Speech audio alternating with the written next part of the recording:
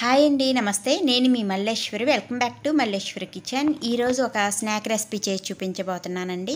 Evening టైంలో మనకి అప్పటికప్పుడు వేడివేడిగా ఏదైనా తినాలనిపిస్తే ఇలా సింపుల్గా టేస్టీగా ఆలు బోండా చేసి చూడండి. మనకి బయట బండి మీద దొరికే ఆలు బోండా లాగే చాలా బాగా వస్తాయండి. టేస్ట్ మాత్రం చాలా బాగుంటాయి. ఒకసారి తప్పకుండా ట్రై చేసి చూడండి. మరి ఇప్పుడు ఈ ఆలు బోండా తయారు చేయడం కోసం ఫస్ట్ ఒక అర కేజీ ఆలుని తీసుకొని ఉడికించేసి ఇవి పూర్తిగా చల్లారినాక పైన పొట్టు తీసేసుకొని మనం ఇలా చిన్న చిన్న ముక్కలుగా చేసుకోవాలి. ఇక్కడ వీడియోలో చూపిస్తున్నాను కదా, ఈ విధంగా చేసి పెట్టుకోవాలి. ఇప్పుడు గ్యాస్ ఆన్ చేసుకొని ఒక ప్యాన్ పెట్టుకొని ఇందులోకి 1 టేబుల్ స్పూన్ ఆయిల్ వేసుకోవాలి. ఆయిల్ కొద్దిగా వేడైన తర్వాత ఇప్పుడు ఇందులోకి 1 అర స్పూను ఆవాలు వేసుకోవాలి. అలాగే 1 అర స్పూన్ జీలకర్ర కూడా వేసుకొని వీటిని కాస్త ఫ్రై అవనివ్వాలి. ఈ ఆవాలు జీలకర్ర కూడా కాస్త ఫ్రై అయిన తర్వాత ఇప్పుడు ఒక మీడియం సైజు ఉల్లిపాయను కూడా ఇలా సన్నగా కట్ చేసుకొని వేసుకోవాలి. అలాగే ఒక 3 పచ్చిమిర్చిని కూడా ఇలా సన్నగా తరిగేసి వేసుకోవాలి. ఇక్కడ నేనైతే 4 పచ్చిమిర్చిని కట్ చేసుకొని వేసుకున్నానండి. మీరు తినే కారాన్ని బట్టి పచ్చిమిర్చి అనేది చూసుకొని వేసుకోండి.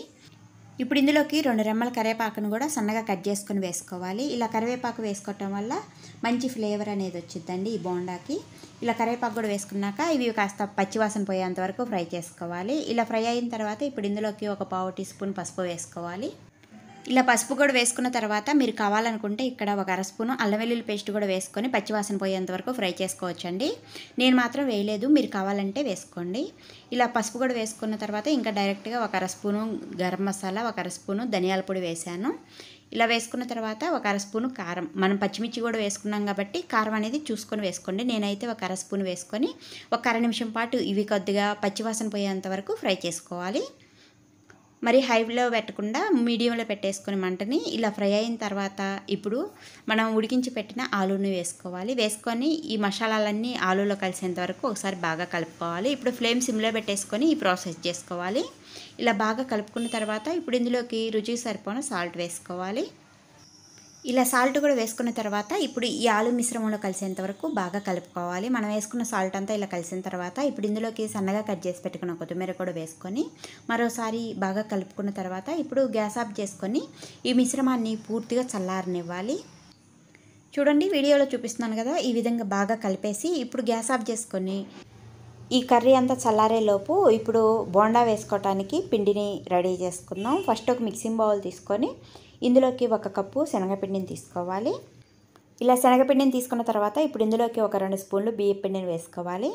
ఇలా బియ్యం పిండి వేసుకోవటం వల్ల బోండా పైన క్రిస్పీగా వస్తాయండి. ఇలా బియ్యం పిండిని కూడా వేసుకున్న తర్వాత ఇప్పుడు ఇందులోకి రుచి సరిపడిన సాల్ట్ వేసుకోవాలి. అలాగే ఒక చిటికెడు వంట సోడా వేసుకోవాలి. మరీ ఎక్కువ వంట సోడా వేసుకున్నట్లయితే ఈ బోండా ఆయిల్ ఎక్కువ పీల్చేస్తాయండి. అందుకని ఒక చిటికెడు మాత్రమే వేసుకోండి. వేసుకున్న తర్వాత ఇప్పుడు ఇందులోకి 1 అర స్పూను వాముని అరచేతిలో వేసుకొని ఇలా రబ్ చేసుకొని వేసుకోండి. అప్పుడు మంచి ఫ్లేవర్ అనేది యాడ్ అయ్యిద్ది ఈ బోండాకి. ఇలా వామును కూడా వేసుకున్న తర్వాత ఇలా బాగా కలుపుకోవాలి. ఇలా కలుపుకున్న తర్వాత ఇప్పుడు ఇందులోకి కొద్దిగా వాటర్ పోసుకుంటూ పిండిని ఎక్కడ ఉండలనేది లేకుండా బాగా కలుపుకోవాలి. అదే మీరు వాటర్ ఎక్కువ పోసుకున్నారంటే ఒకేసారి పిండి జారుడుగా అయిపోద్దండి. అప్పుడు బోండా అనేది సరిగా రాదనమాట. ఇక్కడ పిండిని అంతా కలిపినాక చూపిస్తున్నాను చూడండి. పిండిని ఈ విధంగా మరీ గట్టిగా కాకుండా మరీ లూజ్గా కాకుండా ఇలా కలుపుకున్నామంటే బోండా అనేది పర్ఫెక్ట్గా వచ్చిద్ది అనమాట. ఇప్పుడు పిండిని ఇలా కలుపుకున్న తర్వాత గ్యాస్ ఆన్ చేసుకొని ఒక బాండీలోకి డీప్ ఫ్రై సరిపడిన ఆయిల్ పోసుకొని ఆయిల్ బాగా వేడైన తర్వాత మనం రెడీ చేసి పెట్టుకున్న ఆలు స్టఫింగ్ని కావాల్సినంత సైజులో ఉండల్లాగా చుట్టి పెట్టుకోవాలండి. ఆ వీడియో క్లిప్ నా ఫోన్లో ఎక్కడో మిస్ అయింది. ఈ ఉండని ఒక్కొక్క ఉండని తీసుకొని శనగపిండి మిశ్రమంలో ముంచేసి ఇలా ఆయిల్లో బోండాలు వేసుకోవాలి. ఇలా వేసిన వెంటనే కదిలేకుండా ఒక అర నిమిషం పాటు ఫ్రై చేసుకున్న తర్వాత ఇప్పుడు ఈ బోండాలని అన్ని వైపులా తిప్పుకుంటూ ఫ్లేమ్ మీడియంలో పెట్టుకొని ఫ్రై చేసుకోవాలి. ఇక్కడ వీడియోలో చూపిస్తున్నాను చూడండి, ఇలా ఫ్రై అయితే సరిపోతాయండి. ఇప్పుడు ఈ బోండాలను తీసేసుకొని ఇలాగే మనకి ఎన్ని బోండాలు కావాలో అన్నీ వేసుకొని ఫ్రై చేసుకొని తీసేసుకోవాలి. అంతేనండి. ఈవినింగ్ టైంలో మనకి అప్పటికప్పుడు ఏదైనా తినాలనిపిస్తే సింపుల్గా ఇలా ఆలు బోండా వేసి చూడండి, చాలా బాగుంటాయండి. మనకి బండి మీద దొరికే బోండాలు. చల్ల పునుగుల్ని మనం ఇంట్లో ఎలా వేసుకోవాలో చేసి చూపించబోతున్నానండి. ఈ పునుగులు వేయటం చాలా ఈజీ అండి, చాలా సింపుల్గా వేసుకోవచ్చు. అలాగే ఆయిల్ అసలు పీల్చకుండా చాలా టేస్టీగా ఉంటాయి అన్నమాట. వీటికి కాంబినేషన్గా 2 నిమిషాల్లో పల్చడి చట్నీ కూడా చేసి చూపిస్తానండి.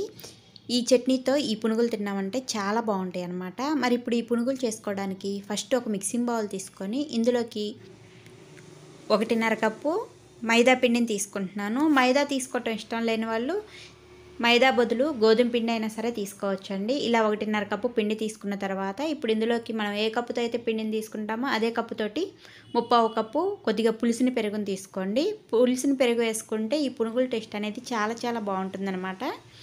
ఇలా పెరుగుని కూడా తీసుకున్నాక ఇప్పుడు ఇందులోకి రుచికి సరిపోను సాల్ట్ వేసుకోవాలి. అలాగే 1 స్పూను జీలకర్ర వేసుకోవాలి. ఇలా జీలకర్ర కూడా వేసుకున్న తర్వాత ఇప్పుడు ఇందులోకి 2 చిటికెళ్ళు వంట సోడా వేసుకోవాలి. అదే స్పూనుల్లో అయితే 1/2 టీ స్పూన్ కన్నా ఇంకా కొంచెం తక్కువగానే వేసుకోవాలండి. మరీ ఎక్కువ వేసామంటే ఈ వంట సోడాని పునుగులు ఆయిల్ ఎక్కువ పీల్చేస్తాయి. సో అందుకని ఒక 2 చిటికెళ్ళు వేసుకోండి సరిపోతుంది. ఇలా వంట సోడా కూడా వేసుకున్నాక పిండిలో కలిసేంత వరకు బాగా కలుపుకొని మనం వేసిన పెరుగంతా బాగా కలిసేంత వరకు ఇలా కలుపుకున్న తర్వాత ఈ పిండిలోకి ఎక్కువ వాటర్ అనేది పోయకూడదండి. ఒక 2 నుంచి 3 స్పూన్లు మాత్రమే వాటర్ వేసుకోవాలి. ఈ పిండి కాస్త గట్టిగానే కలుపుకోవాలి. ఇలా కలుపుకున్న తర్వాత ఒక 2 నుంచి 3 గంటల పాటు నానబెడతాం కాబట్టి కాస్త పిండి లూజ్ అయ్యిద్ది. ఈ పునుగులు వేసుకోవడానికి పిండి మరీ లూజ్గా ఉండకూడదు, కాస్త గట్టిగానే ఉండాలి.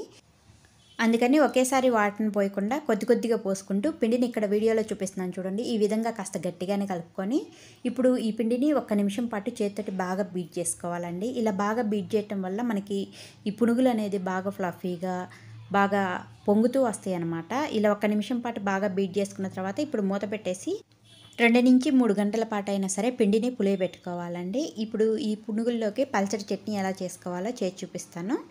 ఫస్ట్ ఒక మిక్సీ జార్ తీసుకొని ఇందులోకి 1 కప్పు పుట్నాల పప్పును తీసుకోవాలి. ఇలా పుట్నాల పప్పు తీసుకున్న తర్వాత ఇప్పుడు ఇందులోకి ఒక 6 పచ్చిమిర్చి ఇలా కట్ చేసుకొని వేసుకున్నానండి. మీరు తినే కారాన్ని బట్టి ఇక్కడ పచ్చిమిర్చి వేసుకోండి. అలాగే రుచికి సరిపోని కల్లుప్పు కూడా వేసుకొని వీటన్నిటిని కాస్త బరగ్గా మిక్సీ పట్టుకోవాలి. ఇలా బరగ్గా పట్టుకున్న తర్వాత ఇప్పుడు ఇందులోకి కొద్ది కొద్దిగా వాటర్ పోసుకుంటూ చట్నీని కాస్త జారుడుగా మిక్సీ పట్టుకోవాలన్నమాట. ఈ పునుగులకి చట్నీ మాత్రం ఇలా పల్చగానే ఉండాలండి. ఈ చట్నీ ఈ పునుగుల్లోకే కాకుండా ఇడ్లీ, దోశ ఎందులోకైనా సరే చాలా బాగుంటుంది. ఇలా మెత్తగా మిక్సీ పట్టుకున్న తర్వాత ఇప్పుడు ఒక బౌల్లో తీసి పెట్టుకొని ఇందులోకి మనం ముందే వేసి పెట్టిన పోపును వేసుకొని ఒకసారి బాగా కలుపుకున్నామంటే పల్చటి చట్నీ రెడీ అండి. మనకి రోడ్డు పక్కన బండి మీద దొరికే పల్చటి చట్నీ రెడీ. ఇప్పుడు పిండి కూడా బాగా నానింది. నేను పుల్లటి పెరుగుని తీసుకున్నాను కాబట్టి ఒక 3 గంటల పాటు నానబెట్టానండి. మనం తీయటి పెరుగు వేసుకునే కన్నా కూడా పులిసిన పెరుగు వేసుకుంటే ఈ పునుగుల టేస్ట్ అనేది బాగుండిద్ది అనమాట. ఇప్పుడు మళ్ళీ ఒకసారి ఒక 2 నిమిషాల పాటు పిండిని బాగా బీట్ చేసుకున్న తర్వాత ఇప్పుడు గ్యాస్ ఆన్ చేసుకొని బాండీలో ఒక డీప్ ఫ్రై సరిపోయిన ఆయిల్ పోసుకొని ఆయిల్ బాగా మీడియంలో ఉన్నప్పుడు ఈ విధంగా చిట్టి చిట్టి పునుగులు వేసుకోవాలి. ఒకేసారి మనం ఎక్కువ పిండిని వేసామంటే మైసూర్ బొండాల్లాగా వస్తాయండి. కాస్త పెద్దగా వేసుకుంటాం కదా మైసూర్ బొండా, అలా కాకుండా ఇలా కొద్ది కొద్దిగా పిండిని వేసుకోవాలి. వీడియోలో చూపిస్తున్నాను చూడండి. ఈ విధంగా కొద్ది కొద్దిగా చిట్టి చిట్టి పునుగులు వేసుకున్నామంటే మనం ఆల్రెడీ వంట సోడా కూడా వేసుకున్నాం కాబట్టి ఇవి డబల్ అవుతాయి. కొద్ది కొద్దిగా పిండి వేసుకుంటేనే ఫ్లేమ్ మీడియంలో పెట్టేసుకొని ఇలా పునుగులో వేసుకోవాలి. వేసుకున్న తర్వాత వెంటనే కదిలేకుండా కాస్త ఫ్రై అయిన తర్వాత ఇలా అన్ని వైపులకు తిప్పుకుంటూ మంచి కలర్ వచ్చేంత వరకు ఫ్రై చేసుకొని తీసేసుకోవాలి. ఇలాగే మనకి ఎన్ని కావాలో అన్ని పునుగులు వేసుకొని ఫ్రై చేసుకొని మంచి కలర్ వచ్చినా తీసేసుకోవాలి. చూసారు కదండి, రోడ్డు పక్కన బండి మీద దొరికే పునుగుల్ని ఇంట్లోనే మనం ఎలా వేసుకోవాలో. వీటికి కాంబినేషన్గా పల్చడి చట్నీతో తింటే సూపర్గా ఉంటాయి. ఒకసారి తప్పకుండా ట్రై చేయండి. Thanks for watching.